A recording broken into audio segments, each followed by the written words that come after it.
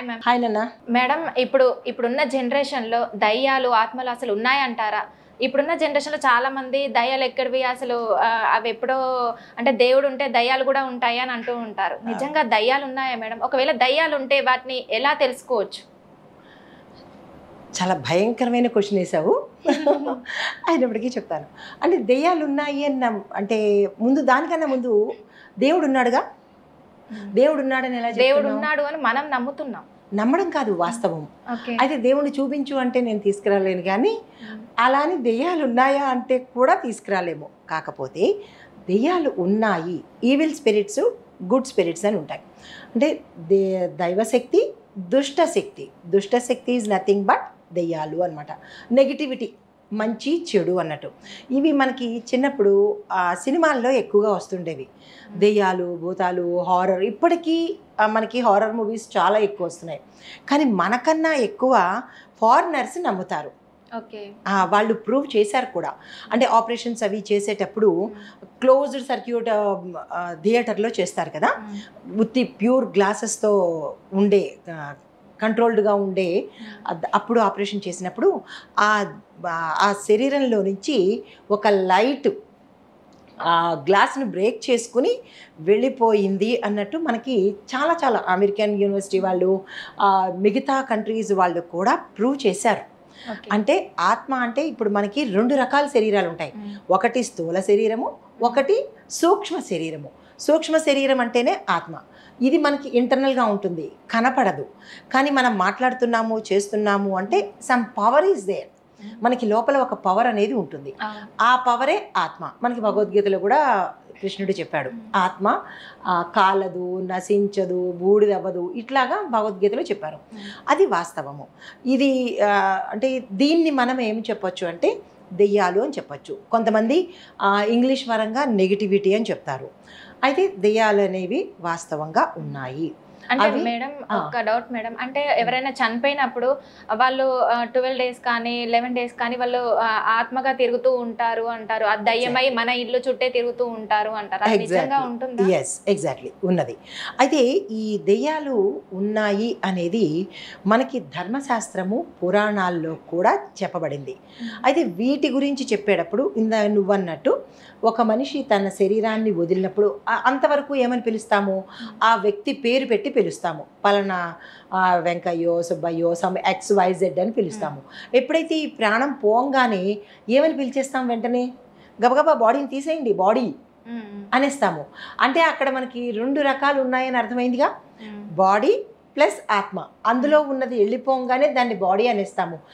ఆ వ్యక్తి పేరు పెట్టి తీయండి అని ఎందుకు అనము? అంటే పేరు శరీరానికి ఉన్నదా, ఆత్మకు ఉన్నదా? శరీరానికి ఉన్నప్పుడు ఆ శరీరంతోనే చెప్పొచ్చు కదా, పలానా XYZ పోయాడు, ఆ XYZనే తీయండి అనొచ్చుగా. ఎందుకు బాడీ అంటారు కదా? వచ్చిన వాళ్ళు కూడా ఏమంటుంటారు? గబగబా తీసేయాలి, బాడీని తీసేయాలి, బాడీ అని సంబోధిస్తారు. కానీ పలానా వారి పోయారు అని ఆయన పేరు, ఆమె పేరు ఎందుకు చెప్పట్లేదు? అంటే పేరు అనేది అంతర్లీనంగా ఆత్మతో కూడినటువంటి శరీరానిది. ఎప్పుడైతే 2 డిటాచ్ అయిపోయినాయో అప్పుడు ఆ పేరు కూడా దాంతోపాటే వెళ్ళిపోతుంది. మళ్ళీ ఎప్పుడు గుర్తొస్తుంది? వాళ్ళ తాలూకా 12 రోజులు ఉత్తర క్రియలు, అంత్యక్రియలు జరిగినప్పుడు పలానా వారి సంస్మరణార్థము పలానా వారికి అంత్యక్రియలు జరుగుతున్నాయి, దశదిన కర్మ, ఈ కర్మ, ఆ కర్మ అంటూ పోస్టర్లు పెట్టుకోవడానికి, ఇన్విటేషన్ కార్డులు ఇవ్వడానికి అప్పుడు మళ్ళీ ఆ వ్యక్తి యొక్క పేరుని పెడతారు. అప్పుడు మళ్ళీ ఆత్మ అని సంబోధించరు. ఓకే. అయితే ఇవి ఎలాగా జరుగుతాయి అంటే, ఒక వ్యక్తి చనిపోగానే వారి కుటుంబాన్ని పట్టుకుని వారికి తెలిసిన వాళ్ళ కిత్ అండ్ కిన్స్, అంటే వాళ్ళ బంధువుల్లో కూడా అవ్వచ్చు, సంతానపరంగానే అక్కర్లేదు, వాళ్ళ ఫస్ట్ ఆ ఆత్మ ఎవరికైతే అత్యంత ప్రీతిపాత్రులో వారంటే ఇష్టం ఉంటుందో ఫస్ట్ వాళ్ళ దగ్గరికి వెళ్ళిపోతుంది. అక్కడికి వెళ్ళిపోయిన తర్వాత మళ్ళా 12 రోజులు ఈ యొక్క గృహాన్ని ఎక్కడైతే ఇది అయ్యారో వాళ్ళ బంధువుల్ని అంటే వాళ్ళ బంధువులతో ఉంటుంది. దానికి మనకి 10వ రోజు, 11వ రోజు, 12వ రోజు, 13వ రోజుతో ఆ మంత్రాలతో కర్మ ఉత్తర క్రియలు చేసేసి దాన్ని సాగనంపిస్తారు. అప్పటితో ఆ ఆత్మకి ఈ ఇంటికి డిటాచ్ అయిపోతుంది. అయితే అంటే మేడం ఇప్పుడు చనిపోయినాక ఒక 12 days తర్వాత ఇల్లు విడిచిపోవాలి అని అంటూ ఉంటారు. అంటే ఆత్మ ఇల్లు చుట్టూ తిరుగుతుంది కాబట్టి అంటే వెళ్ళమని అంటారా, ఎందుకని? లేదు, దానికి ఒక రకమైన సమాధానం ఉంది. ఎట్లా అంటే ఆ చనిపోయిన వ్యక్తి మంచి ముహూర్తంలో, అంటే ఇక్కడ ఆపోజిట్ ఉంటుంది. చనిపోయిన వాళ్ళకి మంచి అయితే అది మనకి చెడు రోజులు, లేదు మనకి మంచి అయితే చనిపోయిన వాళ్ళకి చెడు రోజులు. ఉదాహరణకి అమావాస్య రోజు చనిపోయారని అనుకుందాము. అయితే అది వాళ్ళకి మంచిది, మనకి వచ్చేటప్పటికి అది చెడు రోజు. అప్పుడు ఏం చేస్తారు, ఉదాహరణకి చెప్తున్నాను, అప్పుడు ఏం చేస్తారంటే ఒక 6 నెలల పాటో ఒక 3 నెలల పాటో ఆ చనిపోయిన తిథి వార నక్షత్రాన్ని చూసి ఇన్ని రోజులు మూసేయాలి, మళ్ళీ వెళ్ళకూడదు అని అంటుంటారు. అది వాస్తవము. అంతవరకు ఆ ఇంట్లో ఆ యొక్క ఆత్మ తిరుగుతూ ఉంటుంది. నాన్ సెన్స్ ఇదేమీ లేదు, అదంతా ట్రాష్ అని అనుకుంటే కనుక అది దానికి తగ్గ ఫలితము డెఫినెట్గా. ఇప్పుడు ఆత్మ అయిపోయి కర్మలన్నీ అయిపోయిన తర్వాత ఈ రెండోది కూడా మారు కోరుకుంటుంది. ఎవరైతే లేదు అలాంటివి ఏం లేవు మేము వెళ్ళి ఉంటాము, నాన్ సెన్స్ గోన్సెన్స్ అని అంటే కనుక అది కరెక్ట్గా తీసుకుంటుంది అనమాట. సో అందుకని ఏం చెప్తారంటే దాన్ని మూసేయాలి, తిరిగి మళ్ళీ ఆ ఇల్లుని అంటే మళ్ళీ తెరిచి వెళ్ళాలి అంటే కనుక మళ్ళీ దాన్ని శుద్ధి చేసుకుని ఆ ఇంట్లోకి తిరిగి మళ్ళీ వెళ్ళచ్చు. అయితే ఈ ఆత్మల్లో కూడా 3 రకాలు ఉంటాయి. అంటే ముందు ఆధ్యాత్మిక పరంగా చెప్పేస్తాను. ఈ ఆత్మల్లోనూ ఇప్పుడు అన్ఎక్స్పెక్టెడ్గా చనిపోయిన వాళ్ళు, యాక్సిడెంట్లో చనిపోయిన వాళ్ళు, ఓకే. రెండోది ఏంటంటే వయసు తీరి చనిపోయిన వాళ్ళు.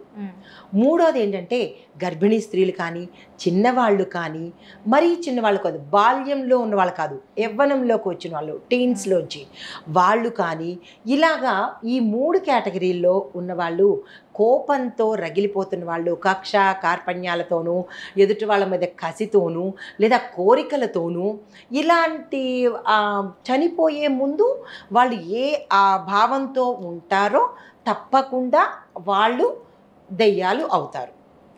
దీనిలో కూడా 3 కేటగిరీస్ ఉన్నాయి: దెయ్యాలు, భూతాలు, ప్రేతాలు, ఆత్మలు. ఇప్పుడు దెయ్యాలు ఆత్మలు అనేది ఒక కేటగిరీ తీసుకుందాం, భూతాలు ప్రేతాత్మలు. అయితే వీటికి తేడా ఏంటి అని కూడా అడగచ్చు. జనరల్గా మనందరం దెయ్యాలు అంటే ఒకటే కేటగిరీ, భూతాలు కూడా అవే అంటారు. కాదు, భూతాలు వేరు, దెయ్యాలు వేరు, ఆత్మలు, పిశాచాలు. ఈ అన్నిటిలోకి నటోరియస్ ఏంటంటే పిశాచాలు అనమాట. ఇంకొక విషయం కూడా చెప్పొచ్చు ఇక్కడ, ఈ దెయ్యాలు మనకి చెడే చేస్తాయా అని సందేహం రావచ్చు. కాదు, మంచి కూడా చేస్తాయి. ఇంకా చెప్పాలి అంటే మనిషి కన్నా అవే మెరుగు అని కూడా నేను చెప్తాను. ఎందుకు మేడం అంత మంచి ఏం చేస్తాయి? చాలా చాలా నాన్న. ఎందుకు అంటే అన్ని దెయ్యాలు హార్మ్ఫుల్ కాదు, కొన్ని మాత్రమే మనిషికి ఉపకారం చేస్తాయి. అవి అంటే చేసిన వాళ్ళు మనకి చెప్పరనుకోండి, కానీ తెలిసిన వాళ్ళ ద్వారా విన్నది ఏంటంటే దెయ్యాలలో కూడా మంచి చెడు అనేవి ఉన్నాయి. అయితే ఇవి ఎలాగా అవుతాయి, ఇవి దెయ్యాలు ఎలాగవుతాయి అంటే కనుక ఇక్కడ మనకి క్రియలు, ఉత్తర క్రియలు జరగకపోతే, ఉత్తర క్రియలు అంటే చనిపోగానే పంతులు గారిని పిలిచి వాళ్ళకి జరగవలసిన 10, 11, 12 కార్యక్రమాలలో జరగకపోతే తప్పనిసరిగా ఆ ఆత్మలు ఇంట్లోనే ఉంటాయి, అంటే వీరితోనే ఉంటాయి. తర్వాత అకాల మరణం, ఇందాక నేను చెప్పినట్టుగా యాక్సిడెంట్లో పోవడం కానీ, ఉరి వేసుకోవటం కానీ, ఇలాగా అన్యాచురల్గా పోయిన వాళ్ళు దెయ్యాలు అవుతారు. అయితే ఈ ఆత్మల్లో గరుడ పురాణం ప్రకారం మనకి ఎట్లాగా అంటే 10వ రోజు నుంచి 1 సంవత్సరం పాటు వీళ్ళ ఇంటి వాళ్ళనే పట్టుకొని ఉంటాయి. అందుకని మీరు వినే ఉంటారు, 1 సంవత్సరం పాటు మంచి కార్యాలు చెయ్యరు. కానీ దీనిలో కూడా మరొక అమెండ్మెంట్ ఉంది.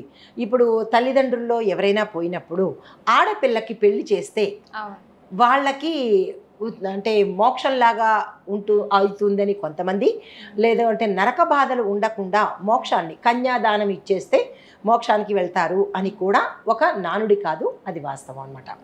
అయితే ఇంకొకటి ఏంటంటే ఆ సమయంలో దాహము, తర్వాత ఆత్మకి ఆకలి ఆవేదన ఉంటాయి. ఆ ఆత్మ ఆకలి ఆవేదన ఇవన్నీ ఎలా చెప్పాలి? అవి ఎవరితో, ఇప్పుడు మనం అంటే మాట్లాడుకుంటాము, అవి ఎవరితో మాట్లాడతాయి? ఎవరితోనూ మాట్లాడలేవు. అంటే అవి ఒక శరీరాన్ని తీసుకుంటాయి. మాట్లాడడానికి. ఆ శరీరాన్ని తీసుకున్నప్పుడు ఈ అసలు అంటే మనం జనరల్గా దెయ్యాలు పట్టిన వాళ్ళని చూస్తుంటాం, కొన్ని యాక్షన్ ఉంటాయి, అవి వదిలేద్దాము. నిజంగా దెయ్యాలు పట్టిన వాళ్ళైతే వాళ్ళ టోటల్గా వాళ్ళ తాలూకా హావభావాలు కానీ వాయిస్ కానీ మారిపోతూ ఉంది. అప్పుడు వాళ్ళల్లోకి వీళ్ళు ప్రవేశించి అప్పుడు వాళ్ళకి ఏం జరిగింది అని, ఎందువల్ల వాళ్ళు పోవాల్సి వచ్చింది, అన్ఎక్స్పెక్టెడ్గా అంటే అన్యాచురల్గా చనిపోయిన వాళ్ళు లేదా చంపబడిన వాళ్ళు, ఇలాంటి కేటగిరీస్, లేదా మామూలుగా చనిపోయినప్పటికీ వాళ్ళకి కొన్ని రకాల కోరికలు ఉంటాయి. అయ్యో నేను ఇది చేయలేకపోయాను నా పిల్లలకు, లేదంటే నేను ఇవ్వలేకపోయాను. అది ఏం చేస్తారంటే అవి సాధారణమైన ఆత్మలు అనమాట. అవి వాళ్ళ కుటుంబీకులకి నేను ఇది చేద్దాం అనుకున్నాను, అది చేయించేసేయండి అని చెప్పేసి వెంటనే ఇంకా అక్కడికి అయిపోతుంది. కానీ అంటే ఒకవేళ కోరికలు ఉండి కూడా నెరవేర్చక వాళ్ళు అప్పుడే ఏదో ఇన్సిడెంట్ వల్ల చనిపోతారు కదా మేడం, అది వాళ్ళ ఆత్మ వేరవుతుంది, మళ్ళీ భూమి మీదకి వచ్చి ఎవరి దగ్గర ఉంటుంది అని అంటూ ఉంటారు. అది ఎంతవరకు నిజం మేడం? నిజమే. అయితే ఇప్పుడు కుటుంబ పెద్దలు ఎవరైనా పోయారు, అన్ఎక్స్పెక్టెడ్గానో రోగంతోనో హాస్పిటల్లోనో పోయారు. అయితే దానికి ముందు ఆ కుటుంబీకులకి ఈ ఇంట్లో వాళ్ళకి కొన్ని రకాల వాళ్ళ కోరికలు చెప్తారు. నాయన నాకు ఇలా అన్నదానం చేయాలనుందో, లేదంటే ఒక సత్రం కట్టించాలనుందో, ఆ పెద్దవాళ్ళు ఈ పిల్లలతో కోరికలు చెప్తారు. ఒకవేళ ఉన్నా లేకపోయినా కానీ ఆ పని నువ్వు చేస్తావు కదా అని కొడుకులకో కూతుళ్ళకో వాళ్ళ బంధువులకి చెప్తారు. అయితే చెప్పిన తర్వాత కొన్ని నెలలకో అన్ఎక్స్పెక్టెడ్గానో వాళ్ళు కాలం చేసినప్పుడు ఈ కోరిక ఏముందిలే చూడొచ్చారా వాళ్ళు అనుకుని వీళ్ళు కనుక ఆ కోరిక తీర్చకపోతే, ఇప్పుడు ఎవరు డబ్బులు ఖర్చు పెట్టి చేస్తారు, చెప్పడం అయితే చెప్పేసి వెళ్ళిపోయింది లేదా చెప్పేసి వెళ్ళిపోయాడు, కానీ అంత స్థాయి మనకు ఉండద్దు అని వీళ్ళు ఏం చేస్తారంటే ఆ కోరికని దాటవేసినప్పుడు తప్పనిసరిగా ఆ ఇంట్లో వాళ్ళకి తెలుస్తుంది. వాళ్ళని ఒక లోకం దాటి వెళ్ళిపోయిన తర్వాత పితృదేవతలు అంటారు. ఆ పితృదేవతల్లోకి వెళ్ళిపోయినప్పుడు తన కుటుంబీకులు ఇచ్చిన మాట తప్పారు అని ఎప్పుడైతే తెలిసిందో వారిని వెంటాడుతూ వేధిస్తూ వాళ్ళ ఇంట్లో శుభకార్యాలు జరగకుండా చేస్తారు. అంటే అక్కడ వాళ్ళకి పగ వచ్చేస్తుంది, ప్రేమ అనేది పోతుంది. ఆ పగ అనేది ఎప్పుడైతే వచ్చిందో ఆ కోరిక తీరే వరకు వీళ్ళకి గుర్తు చేసి కళల్లో కనపడము, లేదంటే ఏదో ఒక రకంగా వాళ్ళకి స్ఫురణకి రావడము, అట్లా చేసి ఆ కోరిక తీర్చుకునే వరకు వెంటాడి తర్వాత వెళ్ళిపోతారు. ఇది కుటుంబీకులకైతే.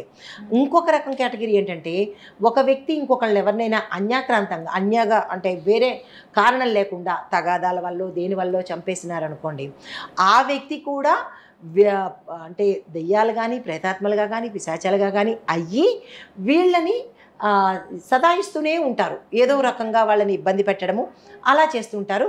అంటే పగ ప్రతీకారంతో చనిపోయిన వాళ్ళు, కోరికలతో చనిపోయిన వాళ్ళు, లేదా వాళ్ళకి రుణం తీరిపోయి చనిపోయిన వాళ్ళు, ఇలాగా రకరకాల కేటగిరీస్లో ఉంటారు. అయితే అది ఇప్పుడు జ్యోతిషపరంగా ఎలా ఉంటుందంటే కేతు, రాహు, శని ఈ ముగ్గురు గ్రహాలు కదా, ఈ గ్రహాల పరంగా వారు ఆత్మలయ్యే అవకాశం కనబడుతోంది. అది ఎలాగో చెప్తాను. అయితే అష్టమష్ట రాహు, అష్టంలో రాహు ఉన్నప్పుడు, 12వ ఇంట శని భగవానుడు ఉన్నప్పుడు, పాపంలో కేతు అంటే కేతు గ్రహము పాపగ్రహంతో కలిసినప్పుడు కూడా పిశాచాలు దెయ్యాలు అయ్యే అవకాశం ఆ వ్యక్తికి ఉంటుందన్నమాట. అయితే ఈ ఒక వ్యక్తికి ఎలాగైతే భావావేశాలు ఉంటాయో దెయ్యాలకి కూడా భావావేశాలు ఉంటాయి. అవి తీర్చుకునే వరకు ఇవి వెంటాడి వేధిస్తూనే ఉంటాయి. అది తీరంగానే వాటి స్థానానికి అవి వెళ్ళిపోతాయి అన్నమాట. అయితే ఇవి దెయ్యాల పరంగా. ఓకే. అంటే నాకు రీసెంట్గా ఒకటి వచ్చింది మేడం. అంటే పడుకున్న తర్వాత నా చెయ్యి ఎవరో లాగినట్టు అనిపిస్తుంది. అసలు అలా ఎందుకు అవుతుంది మేడం? అంటే మీద కూర్చొని ఎవరో లాగినట్టుగా అనిపించింది, అలా ఎందుకు అవుతుంది మేడం? ఎగ్జాక్ట్లీ. అయితే దానికి ఏంటంటే మనము పడుకున్నప్పుడు మన స్పృహలోనే ఉంటాము. అయితే మీరు ఉన్న కొత్త ప్రదేశంలో కావచ్చు, లేదా మీరున్న ఇంట్లో కావచ్చు, అంటే అది సొంత ఇల్లు అయితే మనం చెప్పలేం, కానీ అద్దె ఇళ్ళు ఉన్నప్పుడైతే కనుక సొంత ఇల్లు కూడా ఉంది, అది కూడా చెప్తాను. అద్దె ఇళ్ళు అయితే కనుక గతంలో మనం వెళ్ళకని క్రితము ఆ ఇంట్లో ఎవరైనా అన్ఎక్స్పెక్టెడ్గా చనిపోవడం కానీ, చంపబడ్డం కానీ, సాధారణమైన చావు కానీ, 3 రకాలే ఉంటాయి. సాధారణమైన చావు అయిన వాళ్ళు అలాగ మనకి తిరగరు. ఈ అన్ఎక్స్పెక్టెడ్గా చనిపోవడం కానీ, యాక్సిడెంట్లో చనిపోవడం కానీ, లేదా చంపబడ్డం కానీ, ఉరివేసుకోవడం కానీ, ఇలాంటివి ఏవైనా జరిగి ఉంటే కనుక తప్పనిసరిగా ఆ ఇంట్లో ఉంటాయి. ఆ ఇంట్లో ఉంటాయి. మనము జడ విరబోసుకోవడం కానీ, లేదా మంచం మీద అడ్డదిడ్డంగా పడుకుని జుట్టుని కిందకు వేయడం కానీ, మనం పడుకునే దిశని బట్టి కూడా మనకి అవేంటంటే నేనున్నాను అని తెలియచేయడం కోసము చిన్న చిన్న అల్లరి చేష్టలు చేస్తుంటాయి. చేయి పట్టు లాగడము, జుట్టు పట్టి లాగడము, ఆ లైట్లు ఆర్పేస్తూ ఉండడము. అవి ఎలా గమనించాలి అని అడిగావు కదా, లైట్లు ఆర్పేస్తూ ఉండడము. చిన్నపిల్లలైతే కనుక ఎగిరెగిరి పడ్డము. మనకి కూడా కొన్ని సిమ్టమ్స్ తెలుస్తుంది. మన వెనకాల ఎవరో వస్తున్నట్టు ఉండడము, ఎవరో పిలుస్తున్నట్టు ఉండడము. ఇలాంటివన్నీ ఆ ఇళ్లలో ప్రతి ఒక్కరికి ఇవి అనుభవమే, ఆ ఇళ్లలో ఉంటూ ఉంటాయి. అయితే సొంత ఇళ్ళలో మనం కట్టుకునేటప్పుడు మంచి ముహూర్తం కాకపోయినా, మరి సొంత ఇళ్లలో మనమే కదండి వెళ్తాము అని అడగచ్చు నువ్వు. అయితే సొంత ఇళ్లలో ఉన్నప్పటికీ మనం కట్టుకున్న సమయం బాగోకపోయినా, లేదు అంటే కట్టేటప్పుడు భూపరీక్ష చేసుకోకపోయినా, ఆ భూమిలో అంత క్రితము ఎవరు చూడకుండా కాంట్రాక్టులకు ఇచ్చేస్తుంటాము, లేదా కట్టి నీళ్లు కొనుక్కుంటూ ఉంటాము. అయితే అంత క్రితము ఆ ఇల్లు శ్మశానం, అంటే ఆ భూమి శ్మశానం అయ్యి ఉండడము, లేదా దాని కింద ఎముకలు కానీ, లేదా అంటే అస్థిపంజరాలు కానీ ఉంటే మనకి కాంట్రాక్టర్లు చెప్పరు. పక్కకి తీయడమో, లేదా దాని మీద ఎవరు చూడొచ్చారులే అని దాని మీదే కట్టేస్తూ ఉంటారు. అలాంటి ఇళ్లలో మనము దిగినా కానీ ఆ ప్రభావాన్ని మనమే అనుభవిస్తాము. దానికి మనము ఒక పరీక్ష చేయించుకోవచ్చు. అంటే వెంటనే భూత వైద్యుల దగ్గరికి వెళ్ళిపోయేంత అవసరం లేదు. ఇవాళ రేపు భూత వైద్యులని పేరుకే కానీ అంత నాలెడ్జ్ ఉన్న వాళ్ళు ఎక్కడో ఉండి ఉంటారు, కానీ మనకు అందుబాటులో అయితే ఉండరు. దాన్ని మనము టెస్ట్ చేసుకుని చూసుకొని కనుక చేసినట్టయితే, పరిహారం చేసుకున్నట్టయితే అలాంటి అనుభవాలు ఉండవన్నమాట ఇంట్లో. ఓకే మేడం, మంచి ఇన్ఫర్మేషన్ అందించారు. చాలా మందికి దయ్యాలు, ఆత్మలు అంటే భయం ఉంటుంది, ఇప్పుడు కూడా ఉన్నాయని డౌట్ పడుతూ ఉంటారు. So thank you so much madam. నమస్తే.